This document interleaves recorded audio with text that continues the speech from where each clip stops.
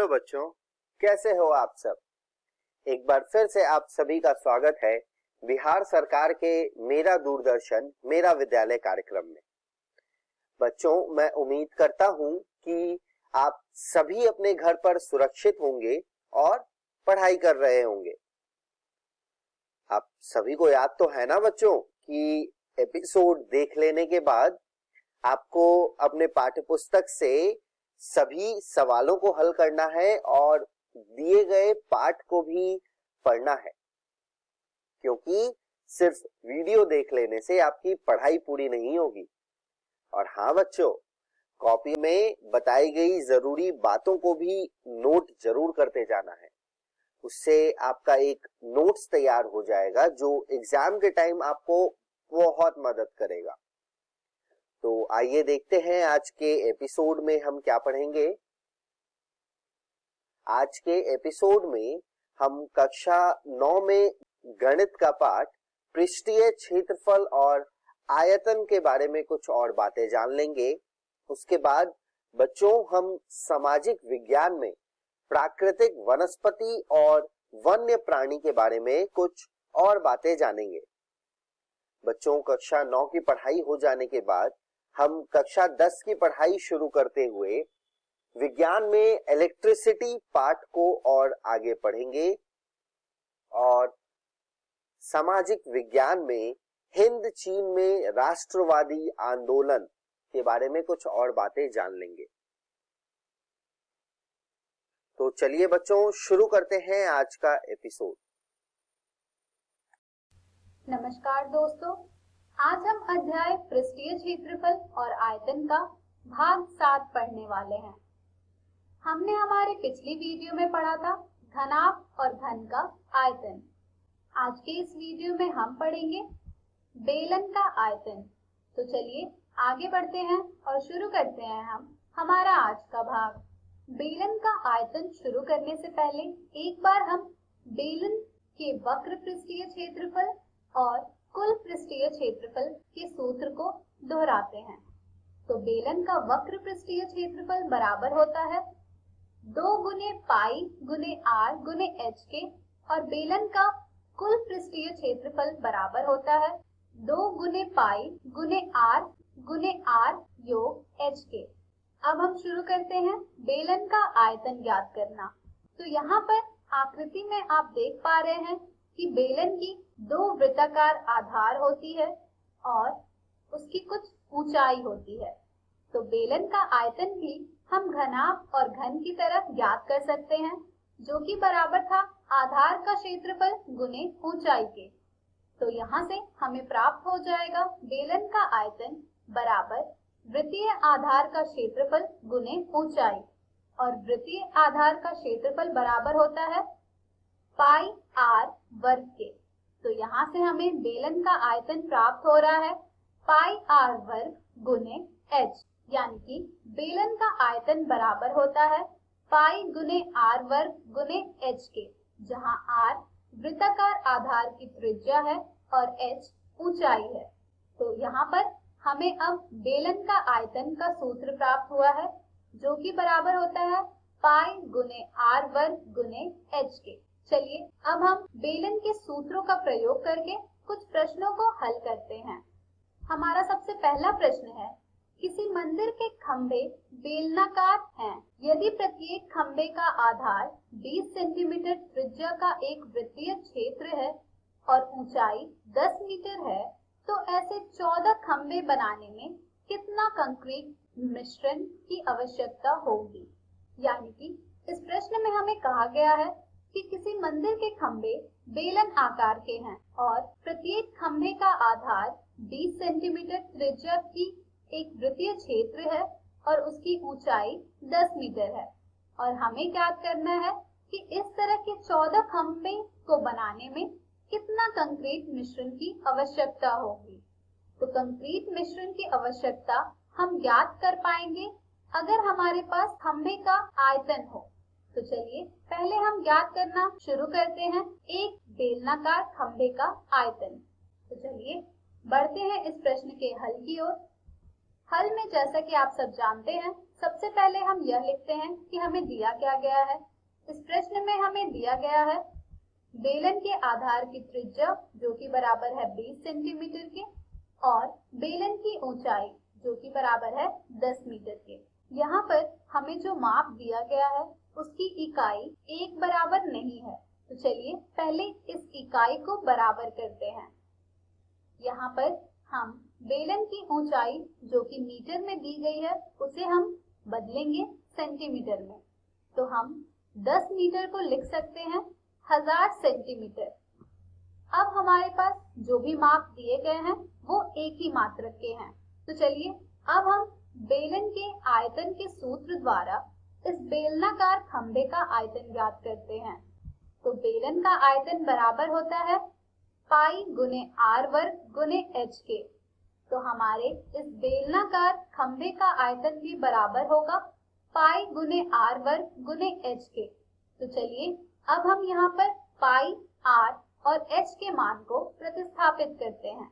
जब हम यहाँ पर इनके मानों को प्रतिस्थापित करेंगे तो हमें प्राप्त होगा 22/7 गुने 20 गुने 20 गुने 1000 सेंटीमीटर घन, जिसे हम प्रायः हल करेंगे तो हमें प्राप्त होगा 88,00,000/7 सेंटीमीटर घन, जिसे हम और हल करेंगे तो हमें प्राप्त होगा 8.8/7 मीटर घन, क्योंकि 1,00,00,00 सेंटीमीटर घन बराबर होता है 1 मीटर घन के। तो अब हमारे पास एक बेलनाकार खंभे का आयतन आ गया है जो कि बराबर है 8.8/7 मीटर घन के। तो अब हमें ज्ञात करना होगा 14 बेलनाकार खंभे का आयतन।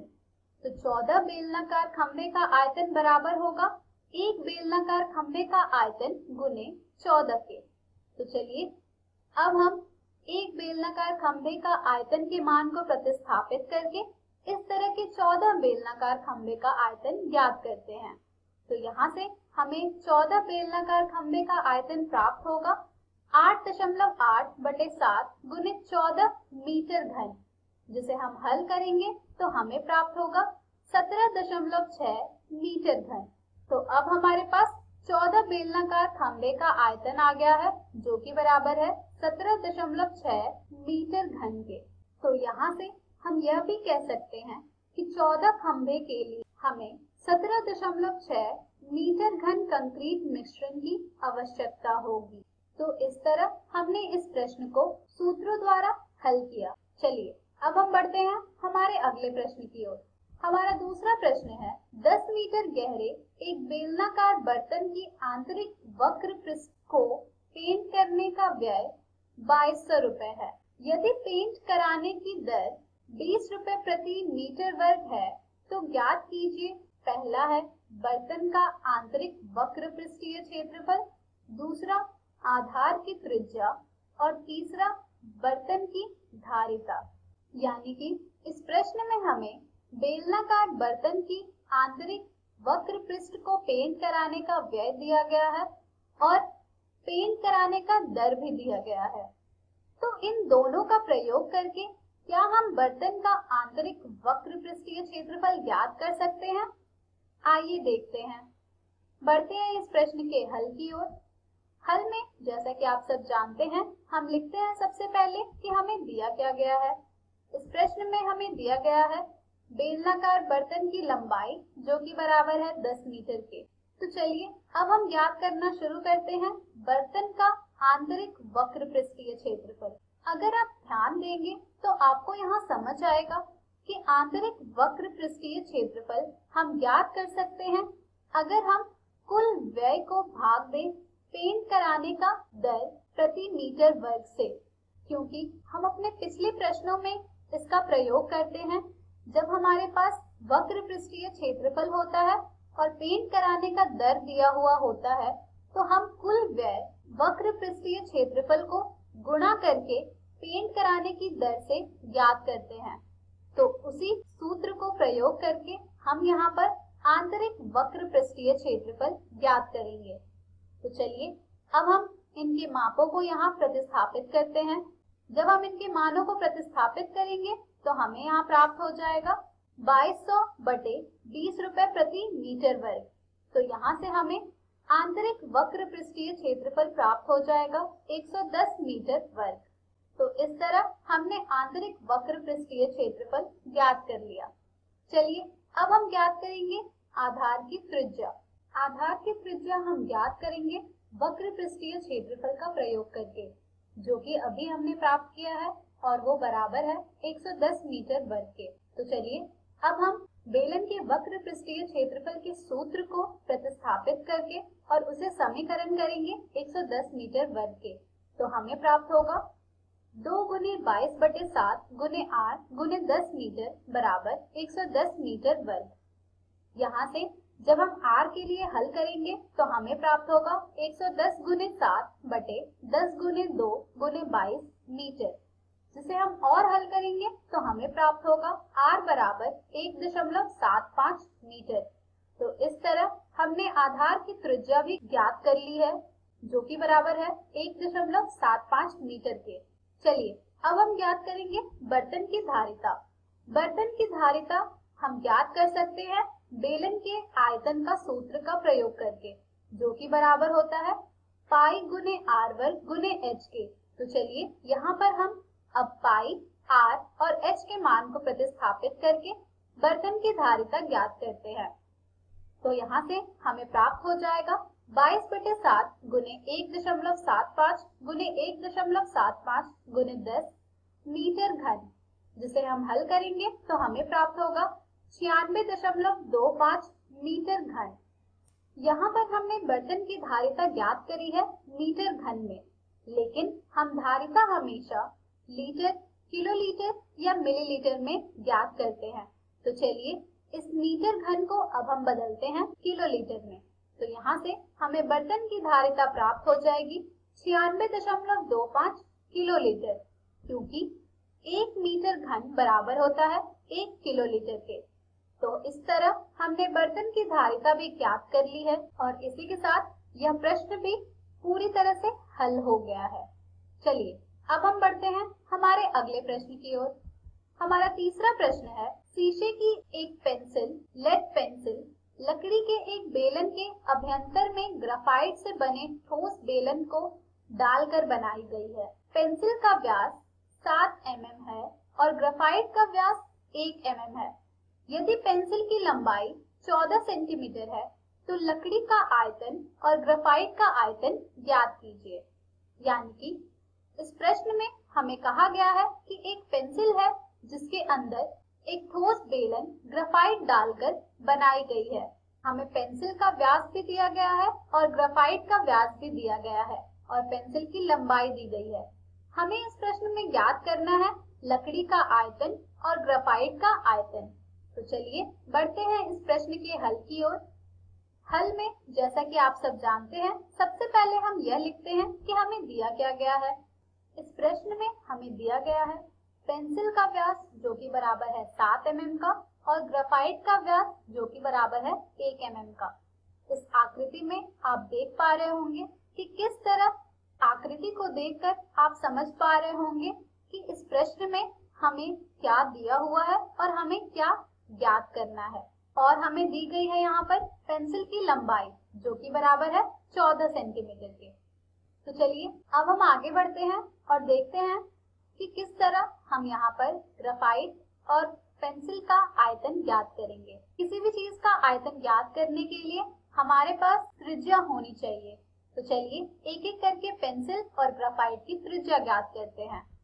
पेंसिल की त्रिज्या को हमने यहाँ पर मान लिया है बड़े वाला r। तो यहाँ पर पेंसिल की त्रिज्या हमें प्राप्त हो रही है 7/2 mm यानी कि 0.35 सेंटीमीटर। और ग्रेफाइट की त्रिज्या को हमने यहाँ पर मान लिया है छोटा r जो कि बराबर होगा 1/2 mm के यानी कि 0.05 सेंटीमीटर के। तो इस तरह हमने ग्रेफाइट और पेंसिल की त्रिज्या ज्ञात कर ली है। तो चलिए अब हम ज्ञात करते हैं ग्रेफाइट का आयतन। ग्रेफाइट का आयतन हम ज्ञात करेंगे बेलन की आयतन के सूत्र द्वारा। तो हमें प्राप्त होगा ग्रेफाइट का आयतन बराबर पाई गुने r वर्ग गुने h, जब हम यहाँ पर पाई, आर और एच के मान को प्रतिस्थापित करेंगे तो हमें प्राप्त होगा 22/7 गुने 0.05 गुने 0.05 गुने 14 सेंटीमीटर घन, जिसे हम हल करेंगे तो हमें प्राप्त होगा 0.11 सेंटीमीटर घन। तो इस तरह हमने ग्रेफाइट का आयतन ज्ञात कर लिया है। अब हमें ज्ञात करना था लकड़ी का आयतन। तो लकड़ी का आयतन हम ज्ञात कर सकते हैं जब हम पेंसिल के आयतन को घटाएंगे ग्रेफाइट के आयतन से, तो हमें प्राप्त होगा पाई गुने बड़े वाला आर का वर्ग गुने एच घटा पाई गुने छोटे वाले आर का वर्ग गुने एच। यहाँ से जब हम पाई को उभयनिष्ठ लेंगे तो हमें प्राप्त होगा पाई गुने बड़े वाला आर का वर्ग घटा छोटे वाले आर का वर्ग गुने एच। तो चलिए अब हम यहाँ पर पाई, बड़े वाला आर, छोटे वाला आर और एच के मान को प्रतिस्थापित करते हैं। तो हमें यहाँ से लकड़ी का आयतन प्राप्त होगा 22/7 गुने 0.35 का वर्ग घटा 0.05 का वर्ग गुने 14 सेंटीमीटर घन, जिसे हम और हल करेंगे तो हमें प्राप्त होगा 22/7 गुने 0.4 गुने 0.3 गुने 14 सेंटीमीटर घन, जिसे हम और हल करेंगे तो हमें प्राप्त होगा लकड़ी का आयतन बराबर 5.28 सेंटीमीटर घन। तो इस तरह हमने इस प्रश्न में ग्रेफाइट का आयतन भी ज्ञात किया, जो कि बराबर है 0.11 सेंटीमीटर घन के, और लकड़ी का आयतन भी ज्ञात किया जो कि बराबर है 5.28 सेंटीमीटर घन के। तो यहाँ पर आपने देखा कि किस तरह हम सूत्रों का प्रयोग करके प्रश्नों को बहुत ही आसानी से हल कर पा रहे हैं। इस तरह के और भी प्रश्न आपको आपकी एनसीईआरटी पुस्तक में मिल जाएंगे, जिन्हें आप जरूर हल करें। आज के इस वीडियो में हमने सीखा बेलन का आयतन। हम हमारी अगली वीडियो में जानेंगे शंकु का आयतन। धन्यवाद। नमस्कार दोस्तों, आज हम आपकी कक्षा 9वीं का अध्याय 13 पढ़ने जा रहे हैं, पृष्ठीय क्षेत्रफल और आयतन। Daily test 6। Daily test 6। प्रश्न 1, निम्नलिखित में से घनाभ के आयतन का सही सूत्र कौन सा है? ए पाई आर गुना h plus r, B pi r गुना h plus 2r, C l गुना बी गुना h, D pi r h minus r. प्रश्न 2, निम्नलिखित में से घन के आयतन का सही सूत्र कौन सा है? ए की घात 3, बी पाई आर गुना h plus 2r, C pi r h, D pi r h minus r. प्रश्न 3, लंबाई 3 सेंटीमीटर, चौड़ाई 4 सेंटीमीटर और ऊंचाई 5 सेंटीमीटर वाले घनाभ का आयतन क्या होगा?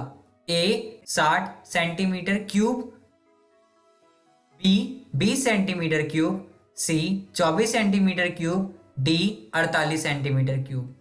प्रश्न 4, 4 सेंटीमीटर भुजा वाले घन का आयतन क्या होगा? ए 125 सेंटीमीटर वर्ग, बी 275 सेंटीमीटर वर्ग, सी 64 सेंटीमीटर क्यूब, डी 550 सेंटीमीटर वर्ग। प्रश्न 5, लंबाई 8 सेंटीमीटर, चौड़ाई 9 सेंटीमीटर और ऊंचाई 10 सेंटीमीटर वाले घनाभ का आयतन क्या होगा? A 600 centimetre cube, B 620 centimetre cube, C 240 centimetre cube, D 750 centimetre cube. सही उत्तर है प्रश्न 1 का सी, प्रश्न 2 का ए, प्रश्न 3 का ए, प्रश्न 4 का सी, प्रश्न 5 का डी। धन्यवाद। हेलो दोस्तों, ये है आपके भूगोल के पाठ प्राकृतिक वनस्पति एवं वन्य प्राणी का दूसरा भाग। आज के वीडियो में हम जानेंगे वनस्पति के अन्य प्रकारों के बारे में और हम वन्य प्राणियों पर भी चर्चा करेंगे। तो चलिए आज का पाठ शुरू करते हैं। चलिए सबसे पहले बात करते हैं उष्णकटिबंधीय पर्णपाती वनों के बारे में। दोस्तों, इन वनों का विस्तार भारत में सबसे अधिक क्षेत्र में है। यहाँ 50 सेंटीमीटर से 200 सेंटीमीटर तक वर्षा होती है। इसमें वृक्ष अपनी पत्तियों को एक साथ 1.5 से 2 महीने तक के लिए गिरा देते हैं।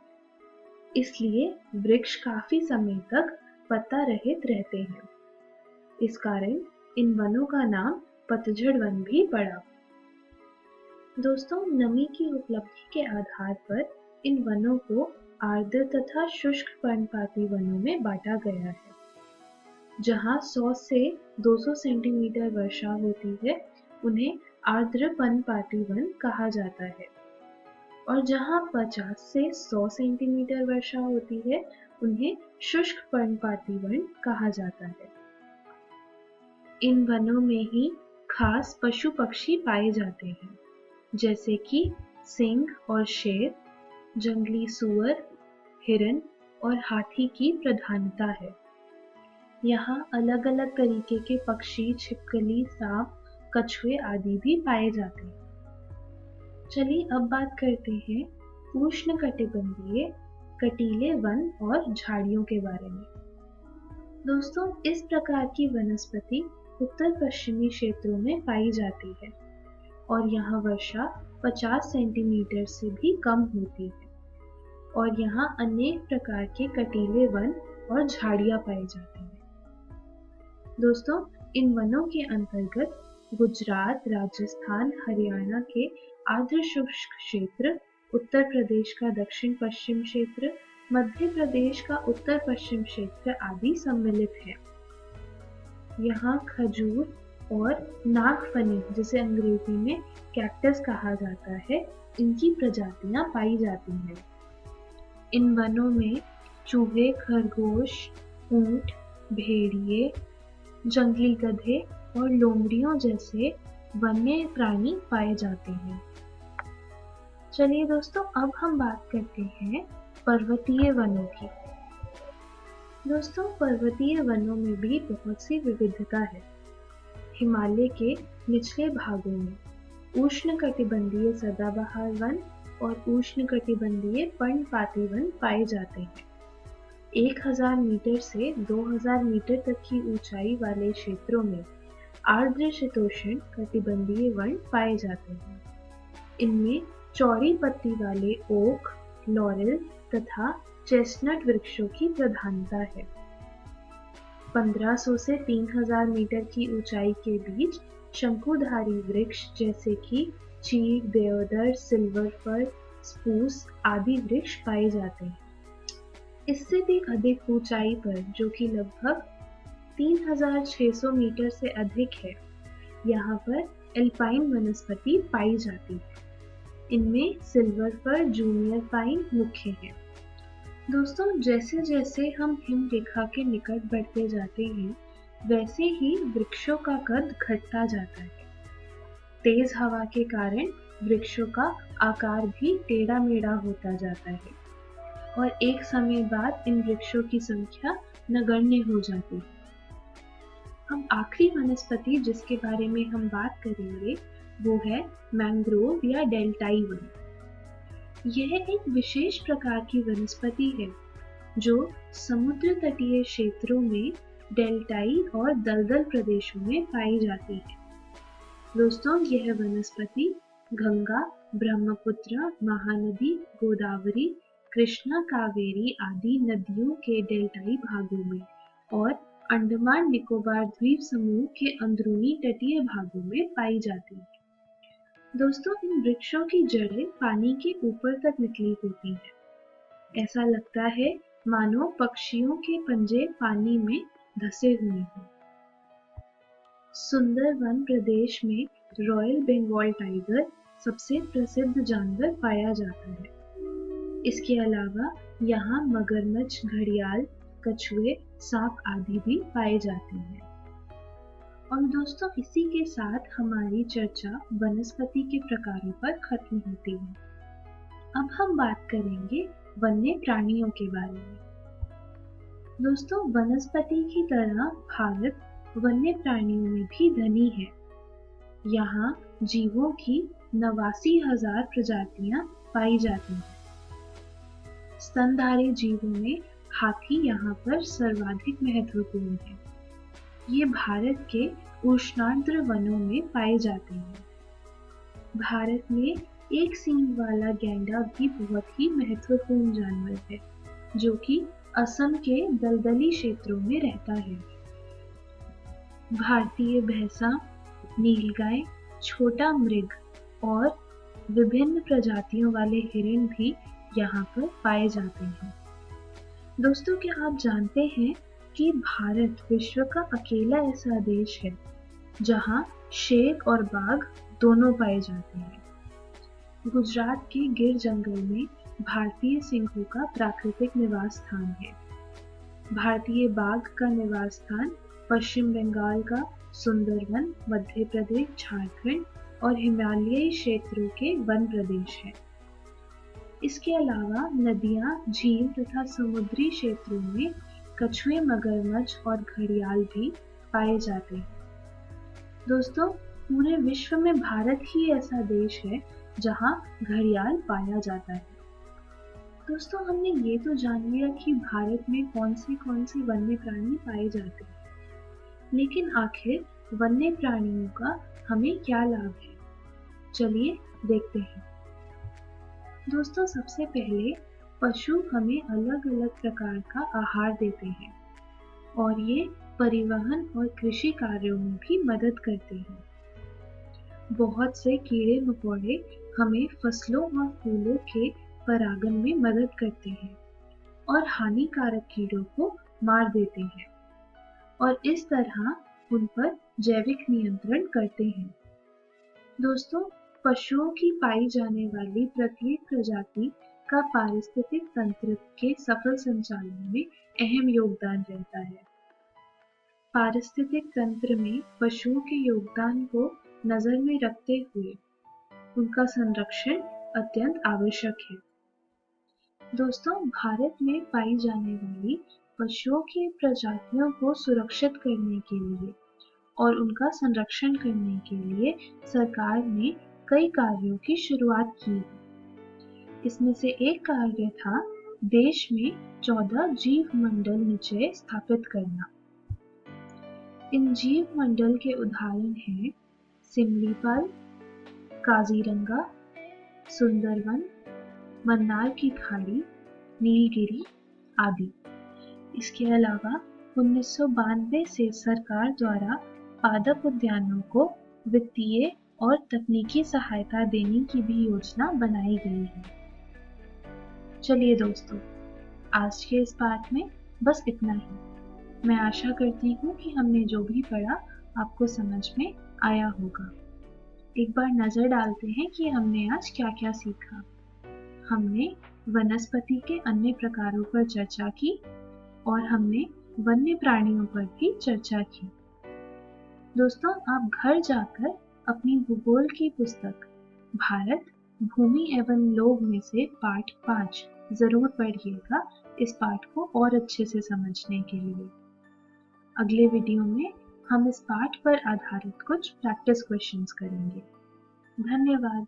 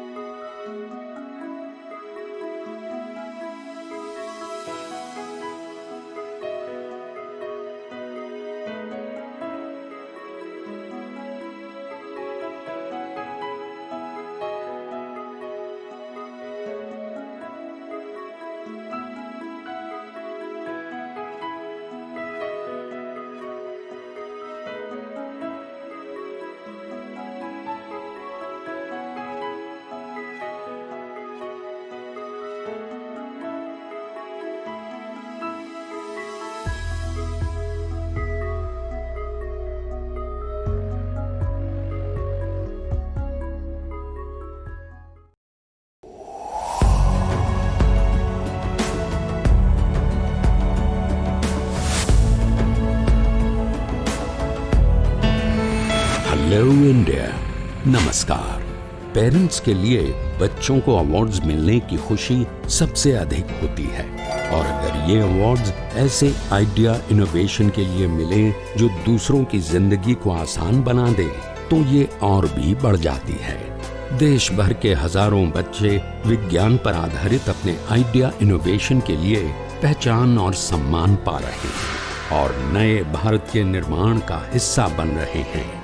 आप भी 6ठी से 10वीं कक्षा में पढ़ रहे अपने बच्चों को DST और NIF द्वारा आयोजित इंस्पायर अवार्ड्स मानक में भाग लेने के लिए प्रेरित करें। अधिक जानकारी के लिए गूगल करें इंस्पायर अवार्ड्स मानक।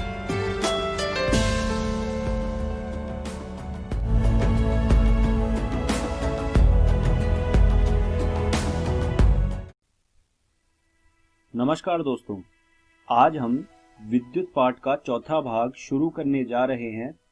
तो आइए देखते हैं कि आज की इस वीडियो में हम लोग कौन कौन सी चीज़ों के बारे में पढ़ने वाले हैं।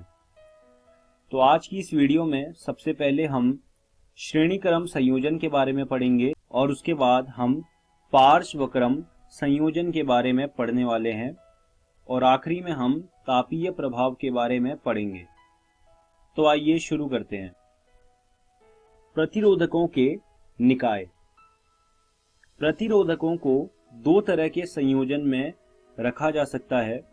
पहला संयोजन है श्रेणीक्रम संयोजन और दूसरा संयोजन है पार्श्वक्रम संयोजन। तो आइए शुरू करते हैं श्रेणीक्रम संयोजन से। अभी जो आप अपने स्क्रीन के सामने चित्र देख रहे हैं, ये श्रेणीक्रम संयोजन का चित्र है। आप देख सकते हैं इस चित्र में जो पहले प्रतिरोधक का निचला सिरा है वो दूसरे प्रतिरोधक के पहले सिरे से जुड़ा हुआ है और ऐसे ही आगे। तो ये होता है श्रेणीक्रम संयोजन। श्रेणीक्रम संयोजन में हर प्रतिरोधक में समान धारा होती है। श्रेणीक्रम संयोजन में कुल विभवांतर प्रत्येक प्रतिरोधक में विभवांतर का योग होता है। तो ये जो बातें हैं श्रेणीक्रम संयोजन के बारे में, ये आप अपनी कॉपियों में लिख लीजिए। अब बात करते हैं कि श्रेणीक्रम संयोजन में जो हम R इक्विवेलेंट निकालते हैं वो कैसे निकालते हैं। तो मैंने जैसा कि आपको बताया कि जो विभवांतर है वो दोनों प्रतिरोधकों में जो विभवांतर होगा उसके योग के बराबर होगा। तो V बराबर V1 प्लस V2। ओम के नियम से जो V होगा वो तो I R इक्विवेलेंट होगा या RS होगा, equal to I R1। R1 में जो विभवांतर है I R1 plus I R2, ये जो R2 में विभवांतर है। इसके बाद जो I है वो दोनों प्रतिरोधकों में एक समान है, तो I कट जाएगा और जो हमारे पास इक्विवेलेंट रेसिस्टेंस आएगा वो RS आ जाएगा बराबर R1 प्लस R2। तो यहाँ पर अगर 10 प्रतिरोधक भी श्रेणीक्रम संयोजन में लगे होते तो हमें क्या करना था, जो हमारा इक्विवेलेंट R आता वो बराबर होता R1 plus R2 plus R3 plus R4, ऐसे करते करते R10 तक, ऐसे ही 20 के लिए, ऐसे ही 30 के लिए। तो ये होता है श्रेणीक्रम संयोजन में R इक्विवेलेंट। आप इस तरीके को अच्छे से समझ लें और अपनी कॉपियों में लिख लीजिए। अब बात करते हैं पार्श्वक्रम संयोजन की। आपके सामने जो चित्र आया है अभी स्क्रीन पर वो पार्श्वक्रम संयोजन का चित्र है। पार्श्वक्रम संयोजन में कुछ इस प्रकार से प्रतिरोधक लगते हैं। इसके अलावा कुछ बातें पार्श्वक्रम संयोजन के बारे में। पार्श्वक्रम संयोजन में हर प्रतिरोधक में समान विभवांतर होता है। जैसे वहां पर हर प्रतिरोधक में समान विद्युत धारा होती थी, वैसे ही यहाँ पर हर प्रतिरोधक में समान विभवांतर होता है। कुल विद्युत धारा प्रत्येक प्रतिरोधक से प्रवाहित होने वाली धारा का योग होता है पार्श्वक्रम संयोजन में। आप इन दोनों बातों को अपनी कॉपियों में लिख लीजिए। अब बात करते हैं पार्श्वक्रम संयोजन में जो R इक्विवेलेंट होता है कि वो कैसे निकालते हैं।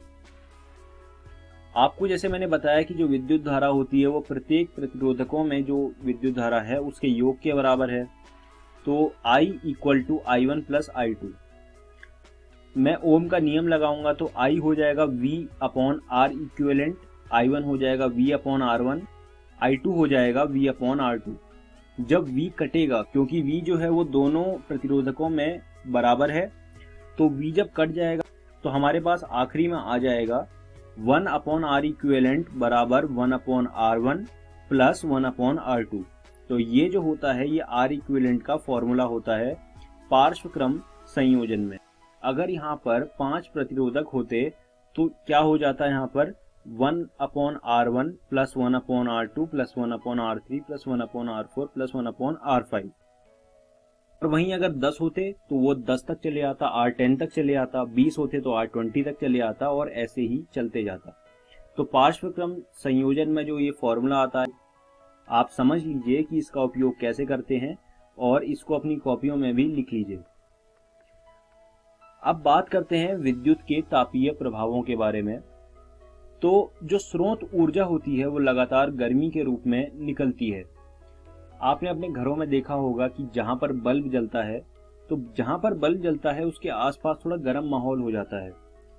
तो होता क्या है, जो विद्युत है वो गर्मी अपने अंदर से निकालती है, तो वहीं से आता है विद्युत के तापीय प्रभाव। यह प्रभाव विभिन्न उपकरणों में उपयोग किया जाता है, जैसे कि इस्त्री।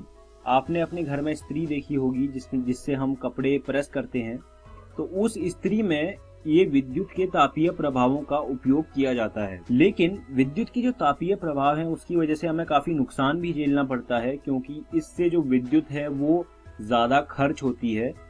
ये भी एक इसका नुकसान है, लेकिन इसके बहुत सारे उपयोग भी हैं। बात करते हैं निवेशित शक्ति की। तो जो निवेशित शक्ति का फॉर्मूला होता है वो होता है P = VI। आइए अब देख लेते हैं T समय में उत्पन्न ऊष्मा की मात्रा का फॉर्मूला। तो वो होता है H = VIT। तो अगर हम V की जगह IR लिखें तो ये हो जाएगा H = I²RT। तो ये जो है T समय में उत्पन्न ऊष्मा की मात्रा का फॉर्मूला है। तो आप ये चीज अपनी कॉपियों में लिख लीजिए। अब हम इस वीडियो के अंत में आ गए हैं और देखते हैं कि आज की इस वीडियो में हमने क्या सीखा। सबसे पहले हमने श्रेणीक्रम संयोजन के बारे में पढ़ा, उसके बाद हमने पार्श्वक्रम संयोजन के बारे में पढ़ा और आखिरी में हमने तापीय प्रभाव पढ़े। मैं उम्मीद करता हूँ आपको मेरी पढ़ाई हुई सारी चीज़ें समझ आई होंगी और मैं आपको ये सुझाव दूंगा कि आप ये सारी चीज़ें विज्ञान की NCERT से पढ़ लीजिए। आने वाली वीडियो में हम लोग सबसे पहले तापीय प्रभाव के व्यवहारिक अनुप्रयोग पढ़ेंगे, उसके बाद हम लोग विद्युत शक्ति के बारे में पढ़ेंगे। धन्यवाद दोस्तों।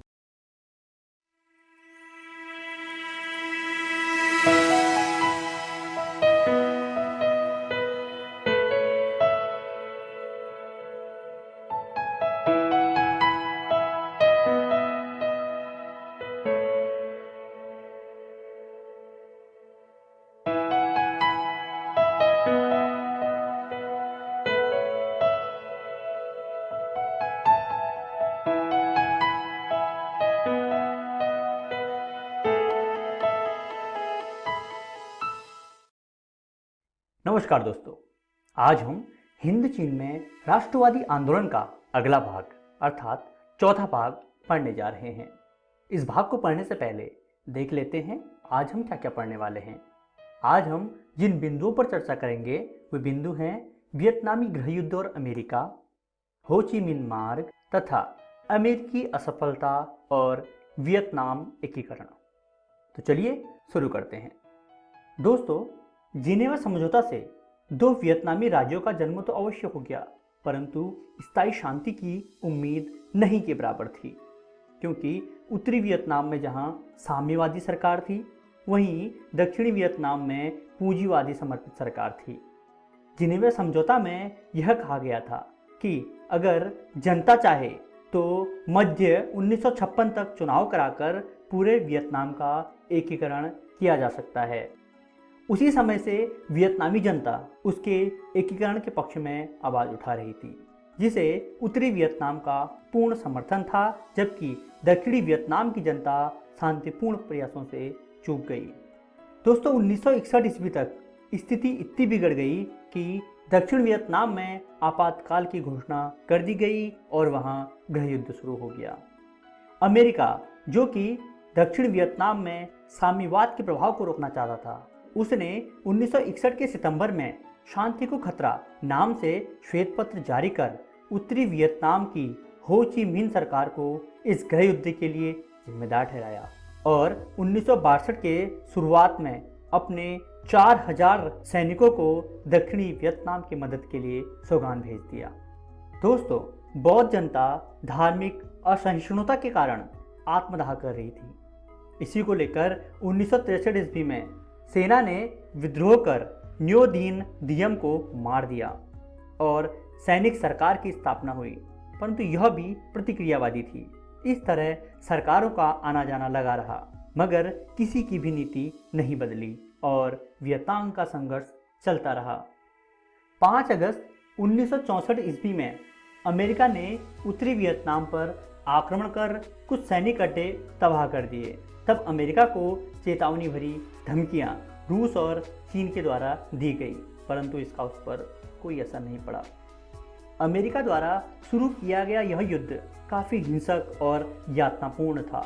इस युद्ध में खतरनाक हथियारों, टैंकों और बम वर्षक विमानों का व्यापक प्रयोग किया गया था। साथ ही रासायनिक हथियारों, नापाम, ऑरेंज एजेंट एवं फास्फोरस बमों का जमकर इस्तेमाल किया गया था। इस युद्ध में निर्दोष ग्रामीणों की हत्या कर दी जाती थी और अंत में पूरे गांव को आग के हवाले कर दिया जाता था। अमेरिका ने यहाँ पर इतने बम बरसाए जितना द्वितीय विश्व युद्ध में जर्मनी ने इंग्लैंड के विरुद्ध नहीं गिराए थे। अमेरिका की इस तरह की कार्रवाइयों का विरोध राष्ट्रीय एवं अंतर्राष्ट्रीय स्तर पर होने लगा। प्रसिद्ध दार्शनिक रसेल ने एक अदालत लगाकर अमेरिका को वियतनाम युद्ध के लिए दोषी करार दे दिया। काफ़ी मात्रा में खर्च के बावजूद अमेरिका ने यह युद्ध रोका नहीं, क्योंकि अमेरिका ने दक्षिणी वियतनाम को अपनी प्रतिष्ठा का प्रश्न बना लिया था। दूसरी तरफ वियतनामी अब साम्यवाद या किसी अन्य बातों के लिए नहीं, बल्कि अपने अस्तित्व और अपने राष्ट्र के लिए लड़ रहे थे। यहाँ तक कि वियतनामी महिलाएं अपने पीठ पर बच्चों को बांधे, फुल पैंट पहने, हाथों में बंदूक लिए गश्ती लगाती या सीधे युद्ध में शामिल होती देखी जा सकती थी। चलिए दोस्तों, अब बात करते हैं हो ची मिन्ह मार्ग की। उत्तर से दक्षिण वियतनाम तक सैनिक साजो सामान और रसद पहुंचाने के लिए वियत मिन्ह द्वारा हो ची मिन्ह भूल भुलैया मार्ग का सहारा लिया गया। यह मार्ग वियतनाम के बाहरी इलाकों में लाओस और कंबोडिया होता हुआ उत्तरी वियतनाम से दक्षिणी वियतनाम पहुंचता था। इस मार्ग की अनेक शाखाओं द्वारा उत्तरी वियतनाम से दक्षिणी वियतनाम पहुंचा जा सकता था। दोस्तों, प्रतिमाह 20,000 उत्तरी वियतनाम के योद्धा इस मार्ग द्वारा दक्षिणी वियतनाम पहुंचते थे। इस मार्ग में जगह जगह पर घायल सैनिकों के लिए चिकित्सालय और सैनिक छावनियां बनी हुई थी। रसद तथा अन्य सामग्रियां इसी मार्ग से भेजी जाती थी। ज़्यादातर सामानों की ढुलाई महिलाएं ही करती थी। अमेरिका ने इस मार्ग को बहुत बार नुकसान पहुंचाने के लिए यहाँ बम भी बरसाए, लेकिन वियतनामी इसकी मरम्मत कर देते थे। दोस्तों, वियतनाम पर अमेरिका के द्वारा किए गए सैनिक कार्रवाइयों की अब हॉलीवुड भी निंदा करने लगा था। अब हॉलीवुड द्वारा अमेरिका के वियतनाम युद्ध को जायज़ ठहराने वाली फिल्मों के स्थान पर अमेरिका के अत्याचार पर फिल्में बनने लगी। दूसरी तरफ निक्सन अमेरिका चुनाव में जीत हासिल कर नया राष्ट्रपति बना। वियतनाम समस्या तथा इसके समाधान की जिम्मेदारी अब निक्सन के ऊपर थी और अंतर्राष्ट्रीय दबाव भी बढ़ता ही जा रहा था। तब राष्ट्रपति निक्सन ने शांति के लिए 5 सूत्री योजनाओं की घोषणा की। इसमें कहा गया, हिंद चीन की सभी सेनाएं युद्ध बंद कर यथास्थान पर रहें। युद्ध विराम की देखरेख अंतर्राष्ट्रीय पर्यवेक्षक करेंगे। इस दौरान कोई भी देश अपनी शक्ति बढ़ाने का प्रयत्न नहीं करेगा। युद्ध विराम के दौरान सभी प्रकार की लड़ाइयाँ बंद रहेंगी। युद्ध विराम का अर्थ समूचे हिंद चीन में संघर्ष का अंत होगा। परंतु इस शांति प्रस्ताव को अस्वीकार कर दिया गया, जिसके बाद अमेरिकी सेनाओं ने पुनः बमबारी शुरू कर दी, लेकिन अमेरिका अब जान चुका था कि उसे अपनी सेनाएं वापस बुलानी ही पड़ेंगी। इसके बाद 24 अक्टूबर 1972 को वियतनाम, उत्तरी वियतनाम, अमेरिका एवं दक्षिणी वियतनाम में समझौता तय हो गया, परंतु दक्षिणी वियतनाम ने आपत्ति जताई और पुनः वार्ता के लिए आग्रह किया, लेकिन वियतनाम ने इसे अस्वीकार कर दिया। इस बार अमेरिका के द्वारा इतने बम गिराए गए जिनकी कुल विध्वंसक शक्ति हिरोशिमा में प्रयुक्त परमाणु बम से भी ज़्यादा आंकी गई। हनोई भी इस बमबारी में ध्वस्त हो गया। दोस्तों, अंततः 27 फरवरी 1973 को पेरिस में वियतनाम युद्ध के समाप्ति के समझौते पर हस्ताक्षर हो गए। समझौते की मुख्य बातें थी, युद्ध समाप्ति के 60 दिनों के अंदर अमेरिकी सेना वापस हो जाएगी। उत्तर और दक्षिण वियतनाम परस्पर सलाह कर एकीकरण का मार्ग खोजेंगे। अमेरिका वियतनाम को असीमित आर्थिक सहायता देगा। इस तरह से अमेरिका के साथ चला आ रहा युद्ध समाप्त हो गया और अप्रैल 1975 में उत्तरी एवं दक्षिणी वियतनाम का एकीकरण हो गया। दोस्तों, 7 दशकों से ज़्यादा चलने वाला यह अमेरिका वियतनाम युद्ध समाप्त हो गया। इस युद्ध में लगभग 9,855 करोड़ डॉलर खर्च हुए, जिसमें सर्वाधिक व्यय अमेरिका का था। अमेरिका के 56,000 से अधिक सैनिक मारे गए, लगभग 3 लाख सैनिक घायल हो गए। दक्षिण वियतनाम के 18,000 सैनिक मारे गए। अमेरिका के 4,800 हेलीकॉप्टर और 3,600 टैंक नष्ट हो गए। चलिए दोस्तों, देखते हैं आज की इस वीडियो में हमने क्या क्या सीखा। आज हमने वियतनामी गृह युद्ध और अमेरिका, हो ची मिन्ह मार्ग तथा अमेरिकी असफलता और वियतनाम एकीकरण इत्यादि बिंदुओं पर चर्चा की। आशा करते हैं आपको यह वीडियो बहुत पसंद आई होगी। धन्यवाद।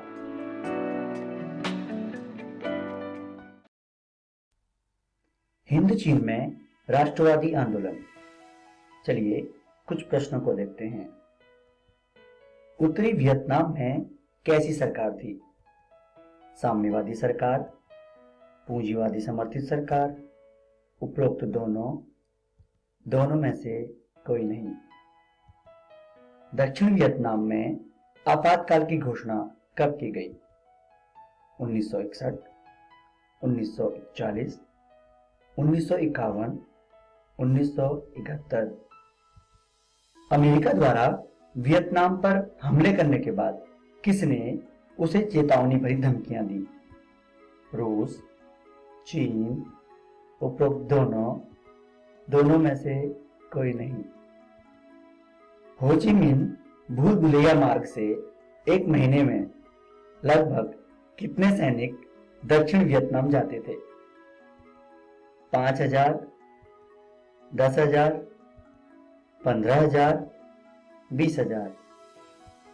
युद्ध में लगभग कितना खर्चा हुआ? 9,855 crore dollar, 8,000 crore dollar, 7,599 crore dollar, 8,599 crore dollar. दोस्तों, इनके सही उत्तर हैं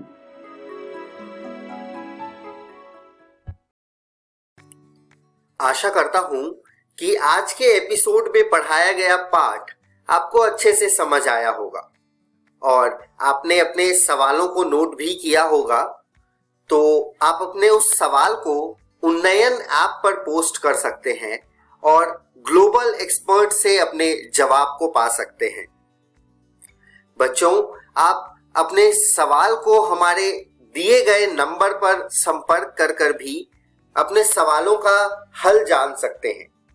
स्क्रीन पर जो नंबर दिया गया है उसे नोट कर लीजिए। अगर आप हमें ईमेल करना चाहें तो ईमेल भी कर सकते हैं। स्क्रीन पर ईमेल आईडी दी हुई है, नोट कर लीजिए।